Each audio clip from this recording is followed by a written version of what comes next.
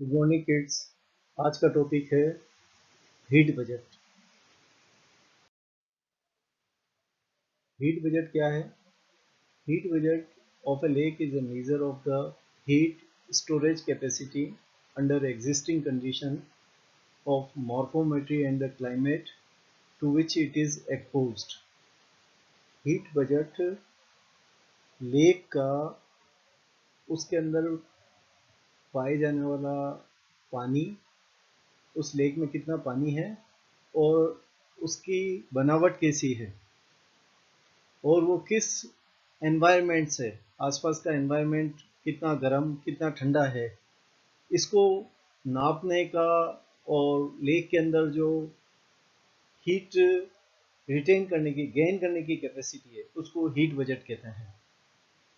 The annual heat budget is the total amount of the heat accumulated, कितनी heat उस पानी में जमा होती है between the period of the it's lowest and the highest heat content. Period of its lowest मतलब अगर सर्दी में टेम्परेचर 4, 5 या 10 डिग्री सेंटीग्रेड है और गर्मी में पानी का टेम्परेचर 30, 35 या 28 डिग्री सेंटीग्रेड है, तो जो लोएस्ट 4 डिग्री और हाईएस्ट 35 डिग्री का जो अमाउंट है हीट का, इन दोनों के बीच का, इन दोनों में सबसे कम टेम्परेचर में और सबसे ज़्यादा टेम्परेचर में कितनी हीट पानी ने ली, इसको एनुअल हीट बजट कहते हैं। The annual income and the loss of the heat in tropical lake is small in comparison to lake in the higher altitude and the latitude.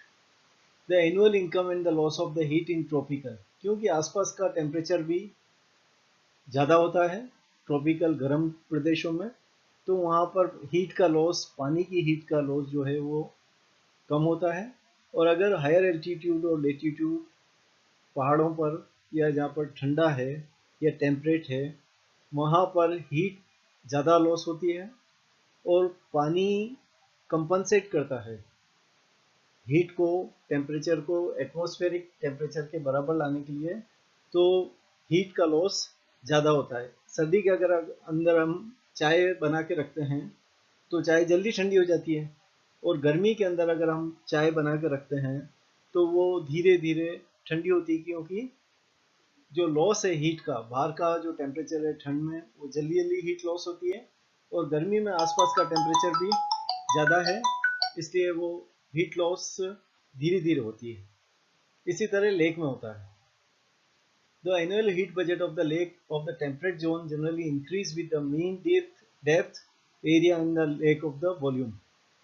Temperate zone जहाँ पर कम गर्मी होती है, वहाँ पर अगर मीन डेप्थ गहराई ज़्यादा है, एरिया बड़ा है और पानी का वॉल्यूम कितना है, तो उस हिसाब से एनुअल हीट बजट का डिसाइड होता है।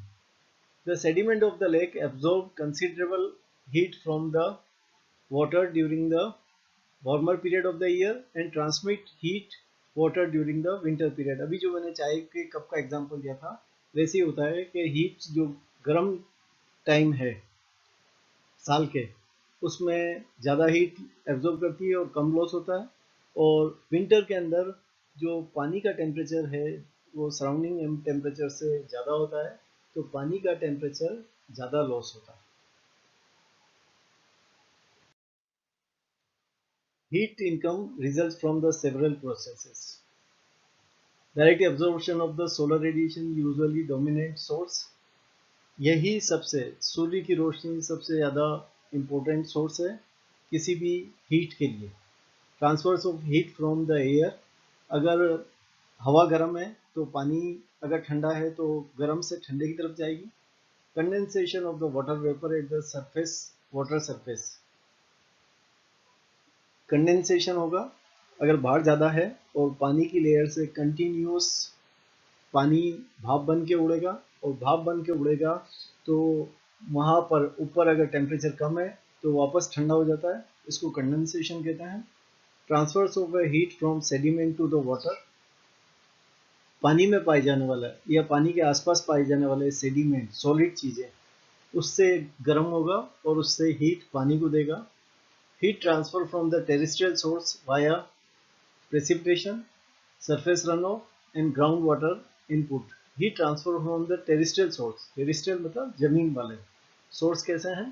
प्रेसिपिटेशन, बारिश होगी, बारिश जमीन पे होगी, और जब बारिश का पानी बहेगा जमीन पे से, तो सरफेस अगर गर्म है, पत्थर अगर गर्म है, तो उसके कारण वो पानी भी गर्म हो जाएगा, और जिस भी वाटर बॉडी में जाएगा उसमें गर्म पानी जाएगा।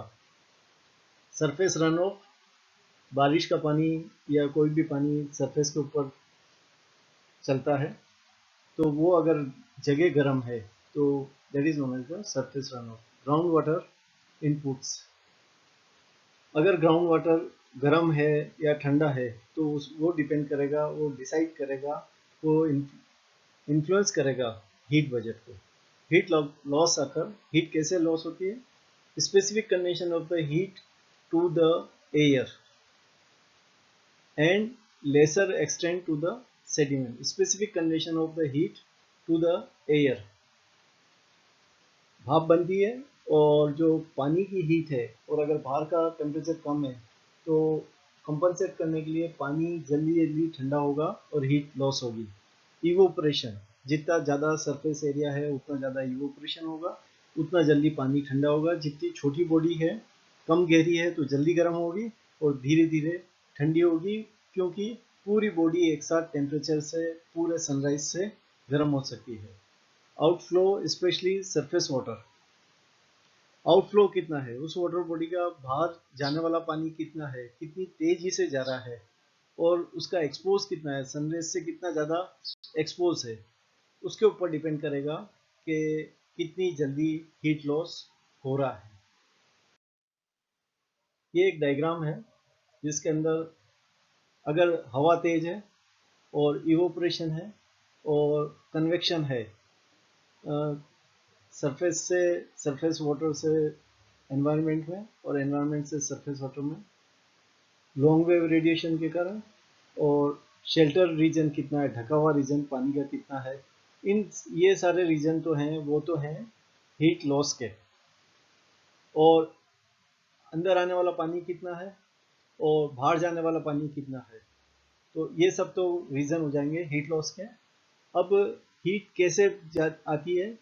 ये सनरेज, सबसे बड़ा रीजन जो है हीट आने का वो है ये सनरेज। सनरेज से जो हीट आएगी, शॉर्ट वेव रेडिएशन से, पानी में अगर एक बार हीट आ गई तो अंदर का पानी का वेव कितनी है, एरिया कैसा है, डीप कितनी है, और इंटरनल वेव कितनी है, अंदर का ये जो बॉटम है वो किस प्रकृति का है, और अंदर कितना वाटर करंट है, इन पे डिपेंड करेगा कि कितनी हीट कितनी जल्दी लॉस करेगी।